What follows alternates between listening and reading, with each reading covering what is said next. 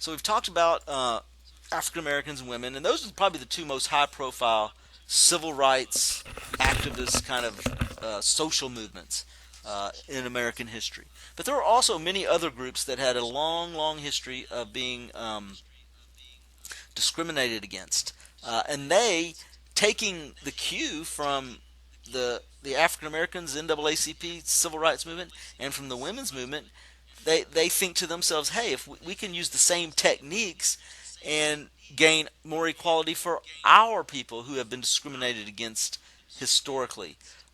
Native Americans, most notably, have probably they've been discriminated against longer for the most part than African Americans, of course, in many ways worse, in many ways, equal.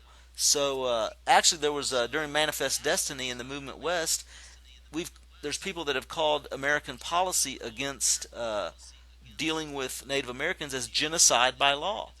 Genocide, by definition, is trying to destroy a people or their culture. And our policies towards the Indians, and especially in the 1800s, tried to do both. Tried to basically eliminate all of the tribes and get them out of the way so settlers could move westward. And if they couldn't do that, they would force them to change their culture and force them to assimilate into, the quote unquote, American uh, way of life, especially with regard to land ownership and how you own land. Of course, Americans, the government, is private land ownership. Uh, Native Americans believed in communal ownership of land, and so that's part of their culture. But we were, by law, they were forced to change their culture, and oftentimes they were just massacred. So they have a long, long history of being cheated out of treaties, out of land, out of native lands, and out of wealth.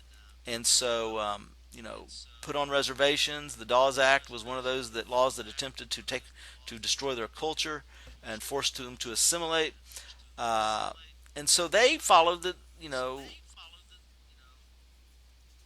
how the NAACP did theirs, and with their legal defense fund, and they established the Native American Rights Fund, which basically used the courts because they weren't going to persuade the legislature, they weren't going to persuade their governors of their states or the president to do anything, so they had to use the courts just like the NAACP did, and they have been somewhat successful in reclaiming land, or maybe land that was stolen. That there's now a city that they can't necessarily reclaim it, but they would get monetary uh, return for that land that was stolen from them. Hunting and fishing rights on lands that had been taken away from them in the past, and the rights to use those lands have been given back. So there's been successes. Probably the most famous leader of the Native American rights movement uh, in the 1970s and into the 80s, I believe, was a guy named Russell Means. And he was the head of something called the American Indian Movement. AIM, the American Indian Movement. And this was just basically just like the NAACP or NOW for women or any other group. It was just an interest group that promoted the rights and the concerns of Native Americans. Now, once Native Americans were put on Indian reservations, the federal government set up an actual agency to handle their affairs. It was called the Bureau of Indian Affairs, and it was a very patriarchal, condescending kind of um, uh, agency, because basically they argued that Native Americans didn't know how to handle their money, didn't know how to handle their land, and so any wealth that was created by oil finds or oil wells or gold or whatever was discovered on these lands that belonged to the Native Americans, well, you don't want them to have that money immediately. So we at the Bureau of Indian Affairs will hold that money and mete it out to them as they need it.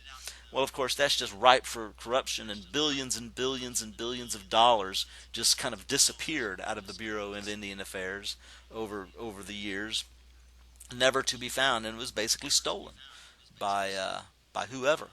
And it was so anyway. Hispanics also learned from they had a long history of being discriminated against, especially in the Southwest, in the South, Texas, Arizona, and those areas. Um, there was early systemic discrimination, much in housing and in education and in employment. Uh, the Probably the most famous of the um, Hispanic civil rights leaders was Cesar Chavez, who was more of a labor organizer than a real civil rights movement. But his labor work in organizing migrant farm workers into unions and forcing better working conditions and higher wages and better treatment led to um, a larger civil rights movement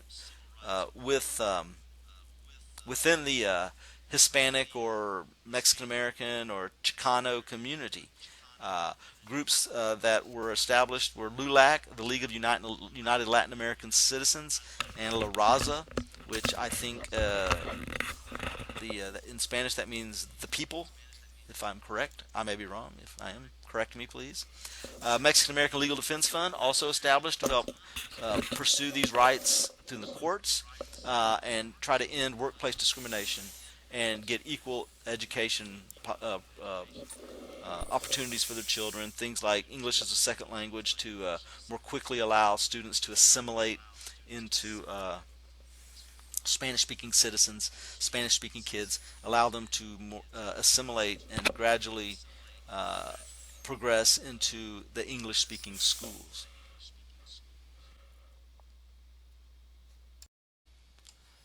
More recently, groups that have pursued their rights and tried to challenge discriminatory practices against them because of who they are, gays and lesbians and disabled Americans. There's always historical discrimination and lack of societal acceptance of gays and lesbians in our society. That is why, for the most part, gays and lesbians, many, especially, well, decades ago and centuries ago, stayed in the closet, as they say, quote unquote, stayed in the closet, which means they hid who they were from public because could lose your job. You could be banished from your family. You could be physically harmed or killed simply for being gay. And and so many people hid it. It was a societal taboo to be gay for the most part. And gay people have been around and have been a percentage of the population forever. The human population forever. So it was just that nobody really understood or was comfortable enough to come out. Well, there were some people that did, but most did not come out. And so more recently, they have been fighting for their rights and for fighting for acceptance and fighting against discrimination. The court case of Romer versus Evans was a going back to the civil liberties chapter. That was a the incorporation case in the 14th Amendment for Romer versus Evans. States cannot discriminate based on sexual orientation. Lawrence versus Texas, we also talked about in the civil liberties chapter, uh, basically made private sexual conduct um, between two men, two women, a man and a woman, whatever. Basically, private sexual conduct is off limits to the law as long as it's between consenting adults. Basis there's no societal basis, according to the Supreme Court, for making laws that tell people how they can have sex. Of course, don't ask, don't tell was a policy of President Clinton when he was running. Well, it wasn't the policy when he was running for president in 1992. When he was running for president in 1992, Clinton ran on the platform that he was going to end the ban on gays in the military. And so he ran on this platform and got elected. But once he got into office and tried to do it, he got a lot of pushback from people who didn't want it, specifically people in the military. So, in a compromise, they passed a law called "Don't Ask, Don't Tell," which basically says, "Don't ask me if I'm gay. I won't tell you I'm gay, and I can serve in the military." Of course, basically that's how it had been throughout the history of the United States. There's always been gay people in the military. When I was in the military in the 1980s, there were gay people in the military, even though there was a ban on gay people in the military, and everybody knew they were gay, and it was a "don't ask, don't tell" thing. You don't, you just kind of just let it be. It's not till recently that they have actually finally, the military has overturned the ban on gays in the military and just kind of stated as a fact what was there already, is the fact that gay people serve in the military. and they don't have to hide anymore. Current issues with regard to gay rights, civil unions, gay marriage. These are kind of on the front burner now in the federal court system, and I think eventually uh, they will be ruled upon, and it's very possible that gay rights will have the same status as other civil rights, strict scrutiny civil rights issues like race and religion. Now, disabled Americans also have had a history of discrimination, not necessarily overt or on purpose, but just they oftentimes disabled people have not been able to have the same access to things in society that people who are not disabled have access to. And many times the disabled Americans they begin focusing on their rights after wars, because you always have a huge influx of people after war coming in that have been wounded and lost limbs or eyes, or had severe physical impairments, and they want the same ability to do the same things that other people want to do. They want to eat in restaurants, they want to shop in stores, they want to go to school. And so the Americans with Disabilities Act was of 1990 was passed in order to create a more equal society and more access for disabled Americans. Access to work. You can't discriminate against disabled people if if they can do the job. So of course, there are some jobs, of course, that somebody that's disabled can't do, but but those that uh, where the physical disability doesn't impact the ability to do the job, you can't discriminate against them based on that. Education, uh, why we, just because you're disabled, or you're deaf, or you're blind, or you have missing limbs, doesn't mean that you shouldn't be able to get an education. So that's why all schools that get federal funding uh, must provide access to students and allow them access to the same educational opportunities, no matter their disability. And then public facilities. For the most part, you go to any public facility, any restaurant, any store, they have ramps. They have access at ramp access, or they have braille on the signs to the bathrooms and other places, so that people with disabilities may have access to them.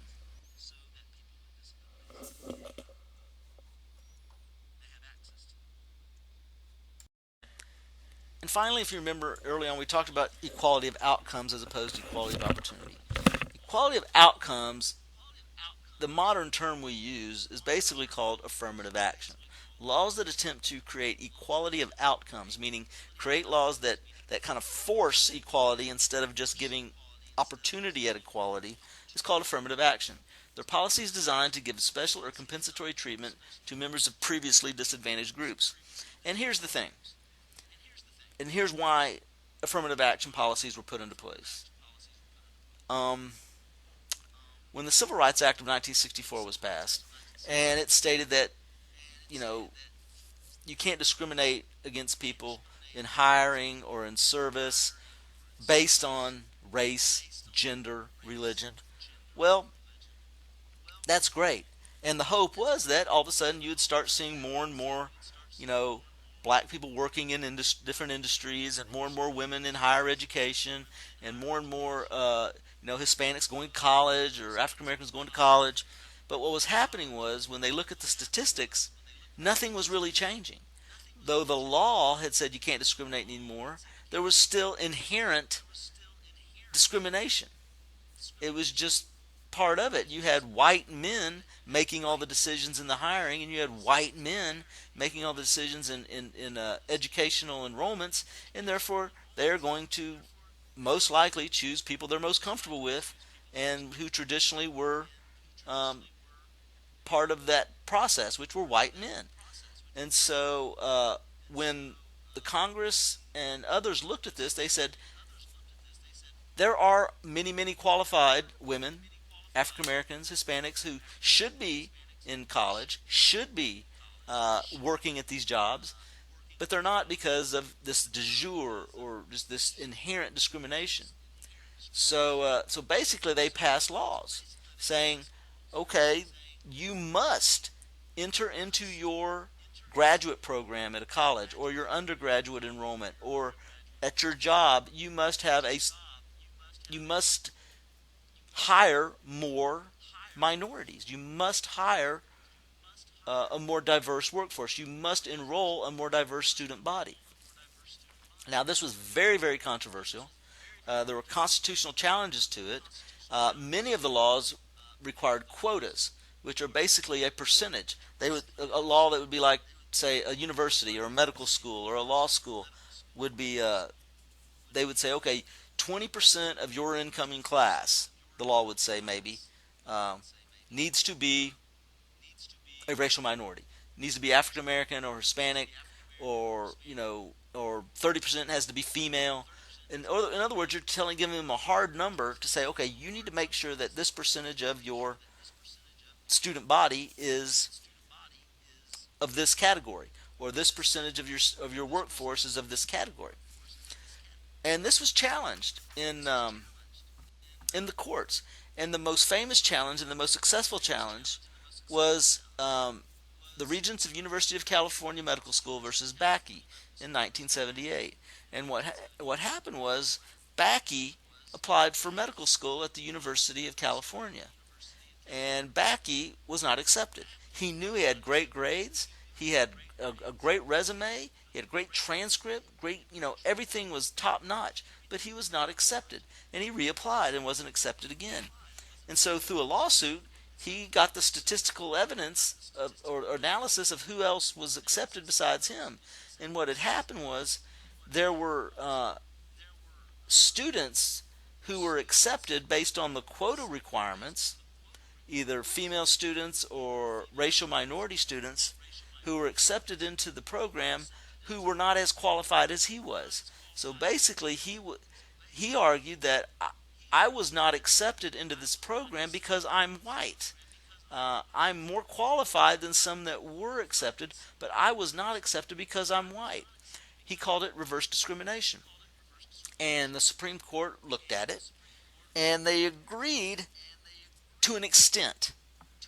Uh, what they argued and what the Supreme Court decided was that you can, as an institution, you can take race into account when deciding uh, who will be